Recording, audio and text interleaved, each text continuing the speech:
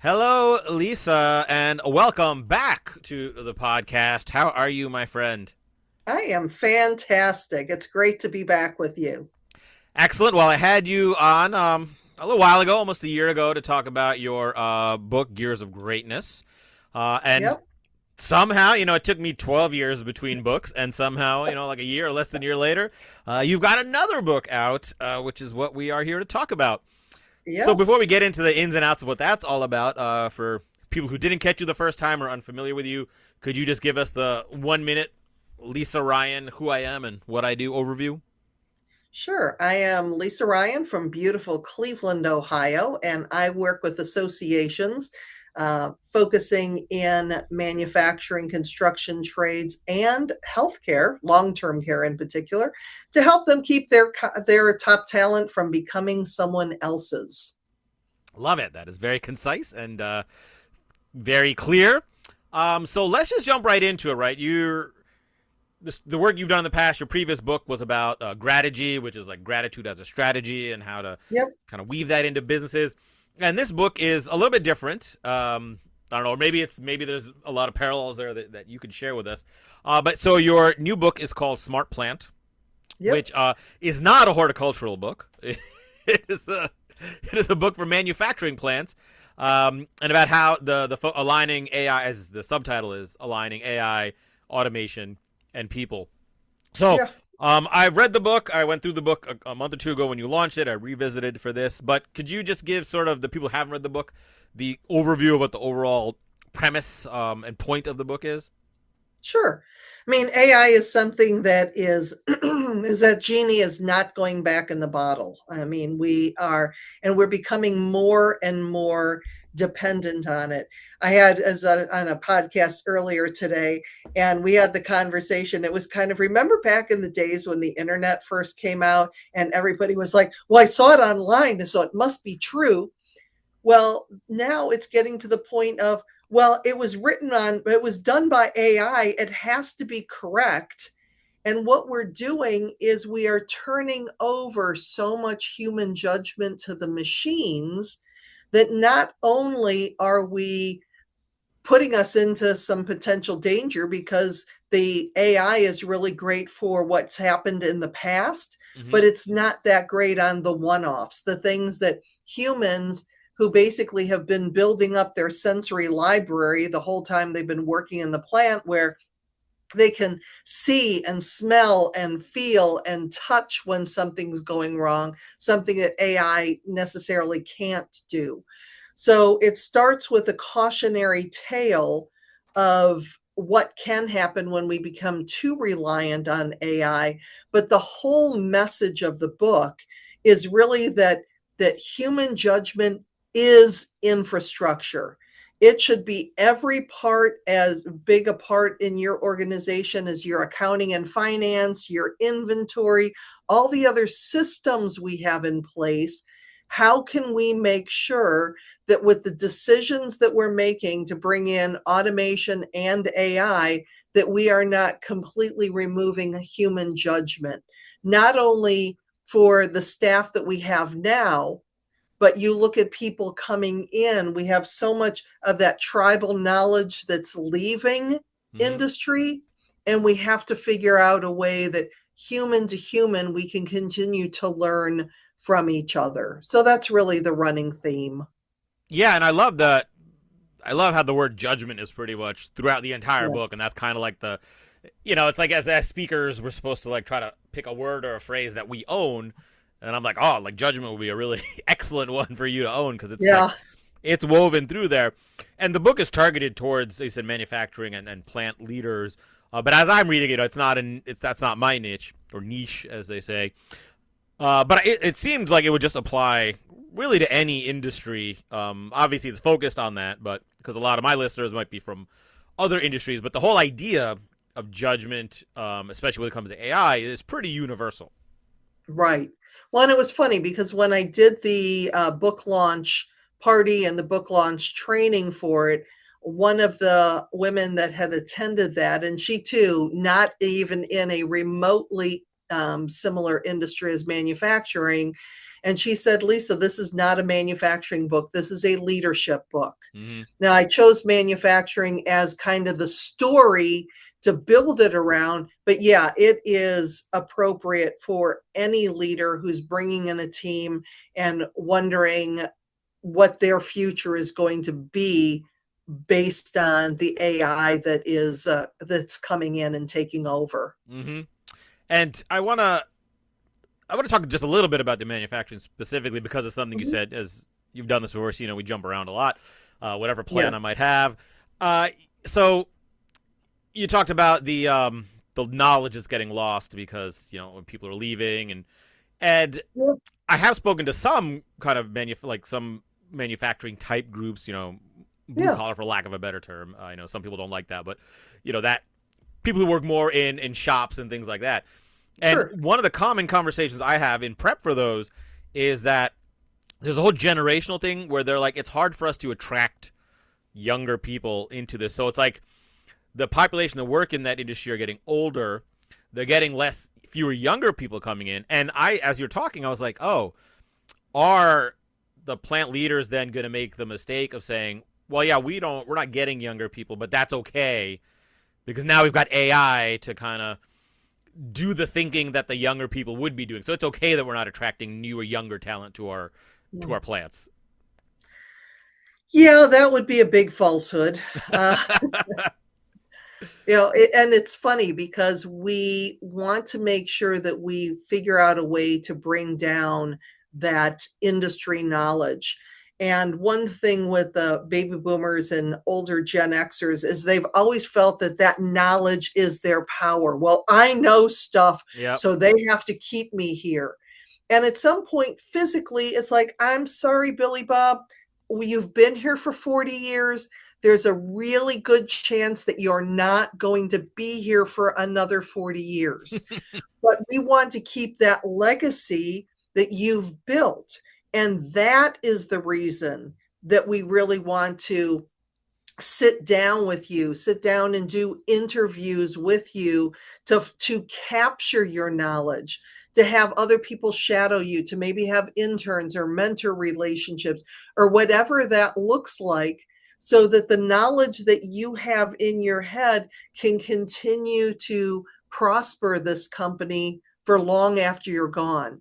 If Mm-hmm. we put it in a way that is honoring them and the tenure, I think that that will get rid of some of the fear around it, but it's just so critical. Here's the thing with AI, and it talks about this in the book. The decisions that we're making, where we're removing human judgment, where we're removing human interaction. Because, the beginning story with Marta and Devin, they hear, Marta saying, hey, that this bearing sounds like it's going to go. And Devin's like, should we report it? And Marta's like, oh, why? They're not going to listen anyway. So Mm-hmm. Devin tries to report it. And they're like, the dashboards are green. Mind your own business. Get back to work. And then, of course, we know 2 hours and 17 minutes later, the line crashes and the plant is idle for 6 days. But think about what just happened to Marta. She's been there for over 30 years, Mm-hmm. and she feels like she knows stuff that the machine didn't know. And she even said, Devin, it's a waste of breath. They're not going to listen to me anyway. So, what is going to encourage your tenured employees to come to you who know stuff when you're just listening to what the machine says and not them? That's the problem that we have to figure out. And even if the case with Marta, that she heard something with the bearing and she reports it, maybe they stop the line. And if the bearing was bad, then Marta's going to be a hero, right? Yay, she saved the Mm-hmm. line. But what happens if there was nothing wrong? Is Marta going to get in trouble for that? Because, well, look at all the money you cost us because you just shut down the line for no reason at all. Do you think she's ever going to shut that down again? Because now there's punitive Mm-hmm. with that. So it's just a lot of different considerations to take the step back and to listen to your people when they're coming forward and sharing stuff with you. Well, that's why I really resonated with this book. What I loved about it is, on the surface, it seems like, oh, it's a book about AI, which obviously it is, but the human side, and so much of what you're talking about, things like that, are stuff that I talk about in a different way, right? It's about saying yes and Right. to people instead of yes but. It's about listening and letting go, and so much of that, it's in some ways it's really simple, right? It's like just treat your people like human. Yeah. Don't just trust the data, don't just trust the machine over that, and bring in your own judgment. Um, but it's simple but not easy, and I think that's a big chunk of the book is about, like, well, how do you do this? And before I get into some of those hows, I want to circle back to one other thing. In the process of writing this book, you've had your own podcast, where you talk to a Yeah. lot of leaders, right? And a lot of the information and ideas and even quotes in this book came from those interviews. So before we kind of get into some of the content about it, let's hear a little about the process and how you took. I mean, I don't know how many, it was like 100 or some on podcast interviews, right? Yeah. And then use Well, that as some of the foundation for the material. yeah, I've had on my podcast it's about 5.5 years old now, and I've had more than 200 manufacturing Wow. experts on my show. And so the interesting thing is when this book came to mind and I was looking for, really harvesting the content from all of these conversations I've been having for over 5 years now, I actually found this app I asked ChatGPT about it, and Chat Mm-hmm. told me about this app. I couldn't tell you because I used it for 10 minutes and then canceled it. But what it did, all of my podcasts are on YouTube. They have their own little file folder or whatever it Yeah. is. And what this program did is it harvested all of the transcripts from those. At that point, it was 192 interviews. So I had more than 1 million words Wow. of content to go through. And so just asking, using that really large document, but again, using the power of AI to see where it are going to be the best quotes, the Mm-hmm. best stories, and kind of having the model for the story in my mind, but wanting to back it up from real world experience. And so I'm really happy that I was able to include, I believe there was 23, there was over 20 of my experts from the podcast that are featured in the book. Mm-hmm. And not only my friend and mentor Randy Gage on the cover, but one of my customers, Roger Atkins, who's the president of the National Tooling and Machining Association, one of my good buddies. He is also on the cover. So it's nice from the standpoint of putting out a product because, as you know, books are just fun to write. But really being able to honor people and Mm-hmm. honor the experience that I've been had firsthand seat to for the last 5 years. It was really, really a fun project to do. Uh, what's cool about that is, and I mentioned at the beginning, like, I'm not, sure what this is a different direction, but everything you said about that, and even like when you're talking about your kind of senior people and honoring them in there, like, it's all gratitude, right? Like, it's Yeah, sort of like, instead of treating your people as cogs in the machine who can be replaced by AI, it's be grateful for your people, yeah, and trust them and build with them to use the tools more effectively using judgment. So I didn't quite grasp that myself before, but now I totally see the alignment yeah, between gratitude and gears of gratitude and smart plans. So yeah. it makes total sense. All right, let's talk a little bit about the some of the ideas from the book, and there's a lot of information in there, so we can talk about stuff, and there's still Yes. plenty for people to get reading it afterwards. So first off, you talk about the smart plant framework, which is sort of like Mhm. 3 steps or 3 things to remember about judgment. Really, it's all about judgment and using Yeah. judgment. So could you kind of go a little bit into that and how people can use that? Well, it's really taking a look at the processes that you have and the risk of removing judgment. For example, one of the parts in there is talking about the fact that they had six at Oak Ridge Industries, they had six managers working the shop floor.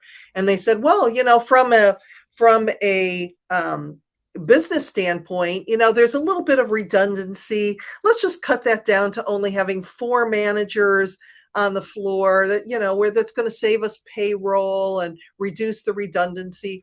But what they didn't take into consideration was the fact that those managers, when you had six of them, they had time to spend talking to the people on the floor and finding out what's really going on. And the people on the floor trusted the managers because they saw them all the time and they felt comfortable saying, you know what, I'm not quite sure about this right now, or just bringing some of those issues to bear.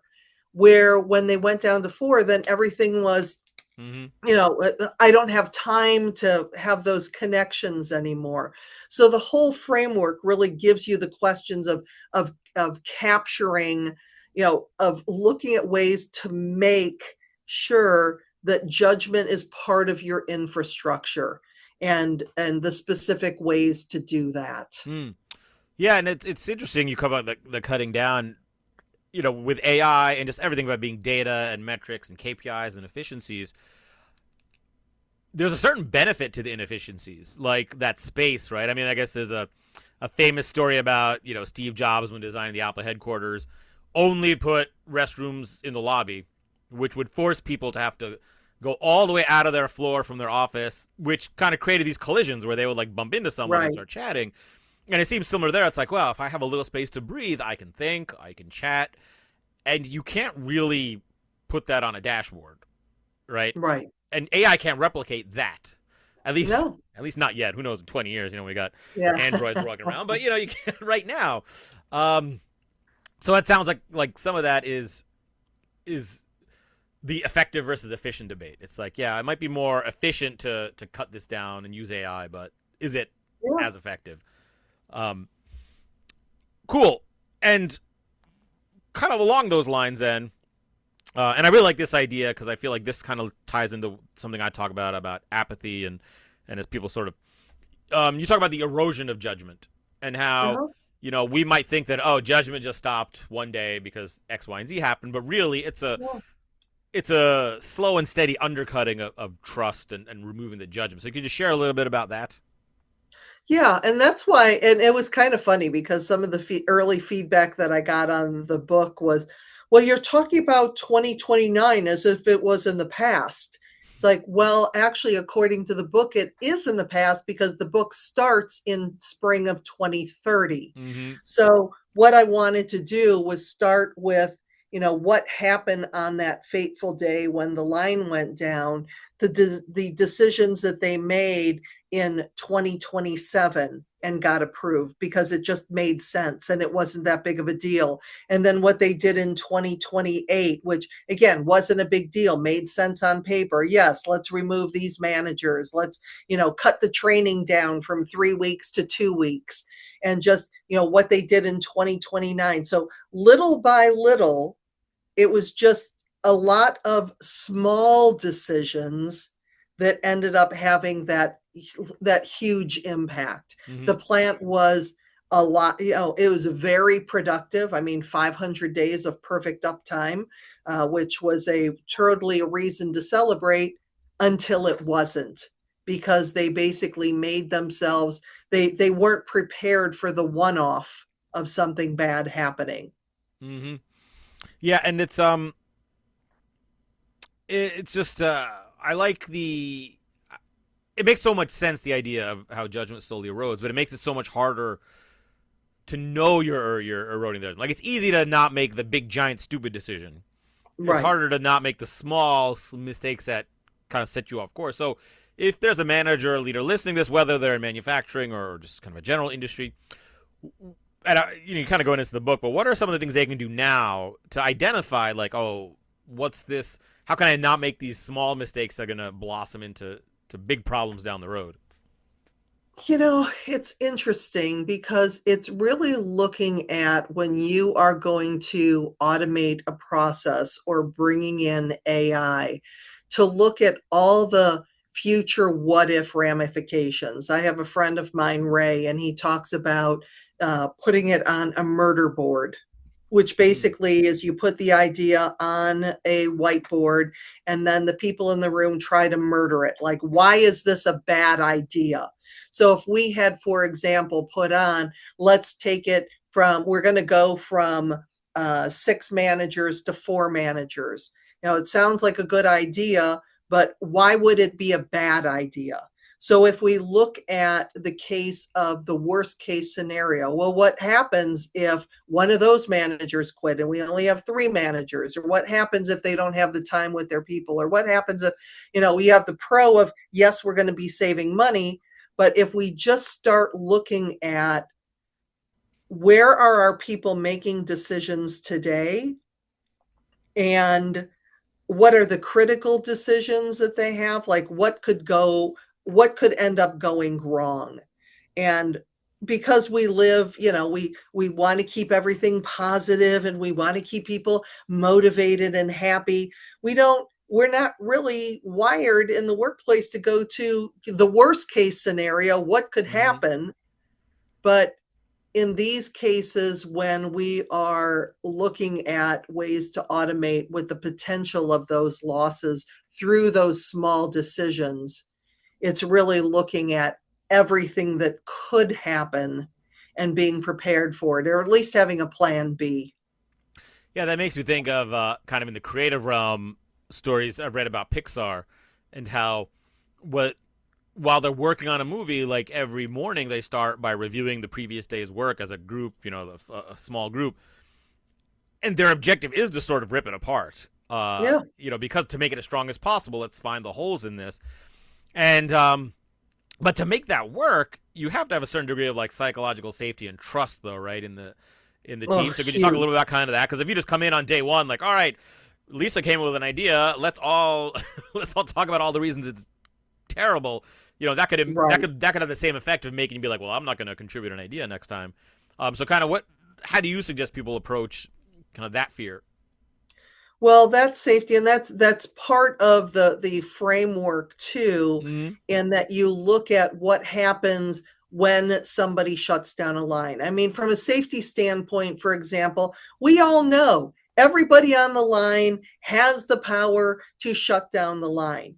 But one of the best examples, I was speaking for a textile association a couple of years ago, and it was one of their safety programs because, I mean, textile dry cleaning, it's all about safety, and they were talking about the policies and standards, but then the norms. Okay. I mean, you can have all of your SOPs in place, you can have all of your policies. This is the way we do things. Mm-hmm. But what's actually happening on the plant floor? So if somebody shuts down a machine and there ends up being nothing wrong, are they going to get in trouble for it? Because if they say, well, that was a waste of time, why did you do that? And having the person justify, because if you think about it, and I talk about this in the book, if something does go wrong, the person who fixes it is a hero. Yay, we are up, we're no longer downtime. But the person who stops the line to prevent that from ever happening to begin with, Mm-hmm. they're kind of putting their reputation on the line, because they could be a hero or they could be a zero if nothing happens. So, and people are paying attention. They want to see, if I shut down the line, am I going to be congratulated? You know what, Lisa, I could see that, that was a really good point. We appreciate you letting us know your concern, because it's not like I'm going to be shutting the line down willy nilly just because I want to take an extra 30 minutes for lunch. Yeah, and yeah, and it's I what. think Oh, go ahead. No, I was going to say, I think that if we get that out of our head, that our employees are going to take advantage of us. I mean, there's a small percent of your employees that, yes, they are. They're going to jack you at every single moment that they can. But if instead we treat those 95 to 97% of employees like good, hardworking, honest people who are doing the best they can with what they have, then we create a much different work environment. Yeah, it's one thing I talk about is sort of giving people the space to fail. Like Yeah, trust absolutely. they'll do it right, and then it doesn't mean you just let them do whatever they want, but it's like instead of assuming that they're doing it on purpose to make their lives easy, or even just incompetence, like oh you shut it down, you're overly sensitive or whatever. Instead of anticipating they're going to do that, so put all these policies in place to prevent that. Like give them the room to make those mistakes, and then if they do, if you find someone's doing it over and over again, or then you Yeah. go to that like training. But that is such a hard mindset to wrap around, and I'm curious. I see this in sort of the sort of knowledge workspace. I'm curious, do you find that attitude more prevalent in like with manufacturing, where it's like the sort of preemptively making sure people don't mess it up or people don't take advantage, or do you think it's kind of universal across all industries?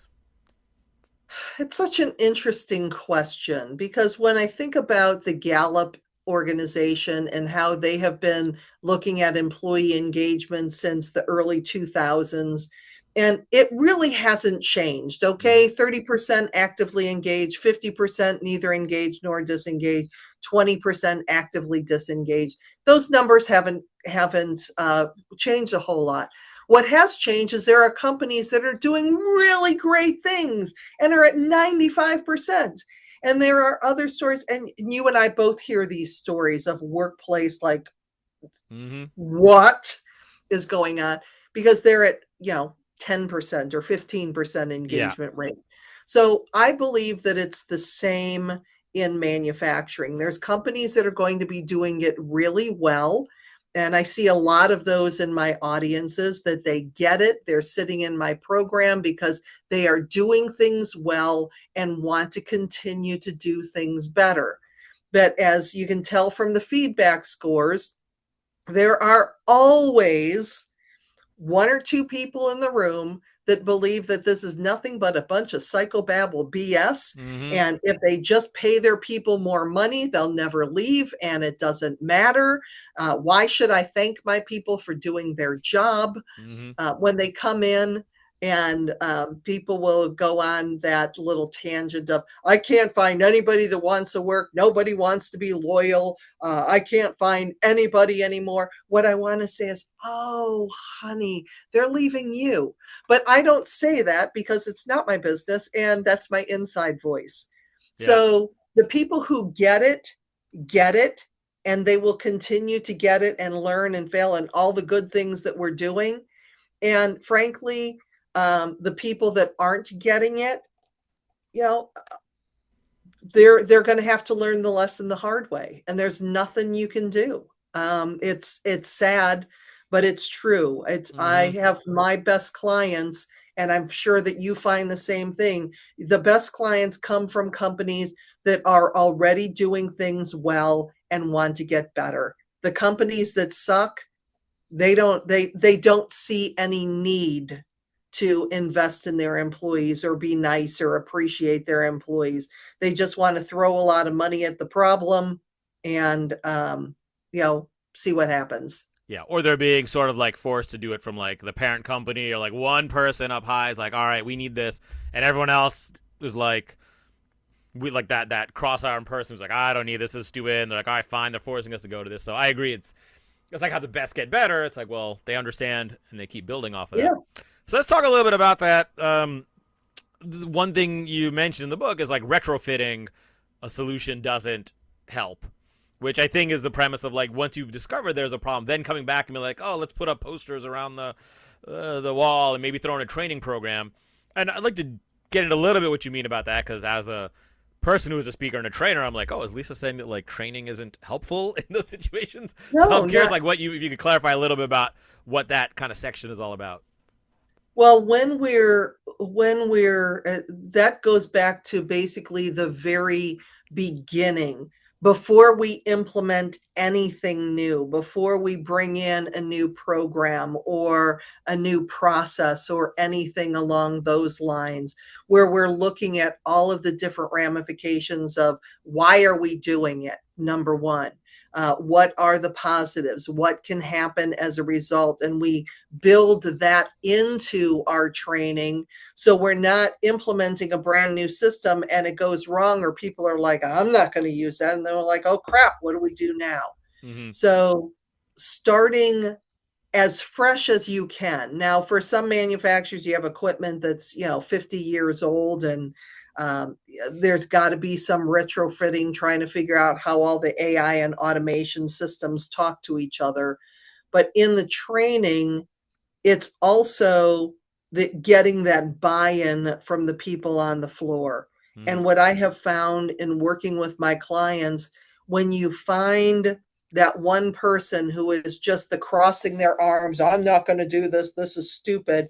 If you can get that person to buy in, because you're saying, oh, Billy Bob, you've been doing this for 40 years. We'd love to get your feedback and love to know a little bit more. Well, I don't think it's going to work out. Well, why? Because sometimes he just wants to be heard. Yep. And when you can flip that person, they become your best advocate for everybody else on the floor, because the other people on the floor are like, oh, if Billy Bob's buying into it, then there must be something to this. But we really need to get the transparency. Are employees going to like everything that we tell them all the time? No, of course not. But if we're going through and actually being upfront, being straight with them, this is what we're looking at. These are the reasons why. This is what we want to accomplish. What is your feedback? What are your thoughts? We don't want to do that forever, that we're just going down rabbit holes. Somebody's going to have to make a decision at some point. Mm-hmm. But the point is to just do it from as early a stage as you possibly can, so you're not fixing things that go wrong. Yeah, it's like having the foundation in place Yeah, before you start. absolutely. Yeah, one phrase I use sometimes is mindset before mechanics. It's like, yeah, we can get the tactics and the tools, but is the underlying mindset that people have even going to support these tactics and tools we have? And let's get that squared away first. So let's talk about that a little bit then. We're kind of coming towards the end here. But if you've got someone listening who's a leader, whether at a plant or just their company team, and they're looking at AI and they're like, we've been sort of avoiding it, but now we really need to start embracing it. What is like the first couple steps they should take, to make sure they can avoid some of these? Like, how do they get started down this path to do it the right way? Well, and I'm going to misquote this. I don't know if it was Einstein that said it, but if he was working on a problem, he would spend the first 55 minutes of that hour figuring out the question Mm-hmm. to ask. It really is, when you're putting in a new automation or a new AI program, why? Why are we doing this? And maybe going 5 whys deep, doing that whole activity. But finding out the essentials of, why you're doing, what is the result that we want to get because of this. I always talk to my clients that if you're looking at some kind of automation and you don't know where to start with the jobs that your employees hate doing the most. Because if you look at the best way to get brownie points is to basically take some of the burden of the day-to-day grind Mm-hmm. off of your employees, to give them the opportunity to use their brains and do something else. Automation should start with the difficult, the physically demanding, where we can get the repetitive strain injuries or there's more danger involved, of starting there to automate. But always remember that no matter what we're doing, that we need that human judgment Mm-hmm. to look at the process and to make sure that we're listening to our people when they're sharing their feedback. Yeah, I love that. And that's kind of the thing about that. AI should be a tool, not a replacement. It's like, how can it be a tool to help your people to free them up to have that space for the judgment and to do the things that require creativity and that keeps them engaged, kind of maybe moving them out of that Gallup, 70% of neutral to Right. disengage. And uh, Yeah. very cool. There's one other thing you said in there I wanted to ask about because I love it. Um, you said the starting point is stable processes is where you should start as opposed to the stuff that's broken. And that resonated with me because it's something that I sort of talk about. But I'm curious, could you go into a little bit about what you mean when you say stable processes are the best starting point? Well, it's really going through your operation and seeing where um, it's the least, there's the least risk of taking the day-to-day human judgment out of this particular equation. So understanding all the systems that you currently have, who's involved, what the decision-making process looks like. And again, it's taking that step back to assess everything first so that you have a starting point of just looking at the processes that when I talk about stable, it's like the least risk, the least problem, the least chance of some kind of failure that could happen if the machine was, that's usually 99.7% of the time correct. What happens the 0.3% of the time that it's not? Mm-hmm. Is that something that human judgment, because of that person that's been on the line for 30 years and could have told you that? That's what makes the difference. Mm-hmm. Whereas I think the temptation might be to go after like the biggest problem, right? Like you've got Right. this cool tool, like, well, obviously I want to use this magic paintbrush I have to address this giant Right. uncertain thing, but it's probably better and smarter to start with the ones that, all right, if it breaks, it's not the end of the world. Which seems Right. obvious in retrospect, Exactly. but I think it's not how a lot of people approach it. Well, and you think about when you're doing it like that too, it's easier to get the buy-in because people can see something that's working well in a day-to-day operation instead of putting yet another band-aid on a big problem. Hmm. Ooh, that is a good way to put it. Um, so with that, I like that line. So we're gonna move to the close here. I'm gonna ask one question as I do. I don't know if you remember, but I always end with kind of the same question. Before I get to that, for people who want to connect with you, learn more about you, potentially hire you, get your book, where are the best places and how can they connect with you? Sure. My website is lisaryanspeaks.com. I am prolific on LinkedIn, and I have a newsletter called Cracking the Retention Code that comes out every Wednesday. Mm. A pretty easy to find wherever you're looking. And of course, Smart Plant is on Amazon. All right. Fantastic. And we will link to all of those things in the show notes as well. Lisa, this has been great. Thank you for sharing all this information. I think it applies to all industries, even beyond. Like you said, it's a leadership book. Obviously, if you're in manufacturing or work at a plant, it's doubly, triply relevant, but I think anyone can benefit from it. So I want to finish up with one simple question, which is, I talk about yes and because I think the world would be a better place if everyone had a default mindset of yes and instead of yes but. Yep. Oh, so I'm curious, what is one small thing that you believe if everyone did, it would make the world a better place? If everybody just looked for ways to catch people in the act of doing things well. So many times people do not hear feedback unless they're doing something wrong. And if we can turn that around and instead catch people in the act of doing things well and thank them specifically for that, the world would be a much better place. Well, that is a great answer, and that encapsulates the yes and versus yes but mindset perfectly, so it's a perfect place to end. Thank you so much, Lisa, and everyone. Be sure to go check out all of Lisa's great content, her book, and her speaking website. Thank you, Lisa. You're very welcome.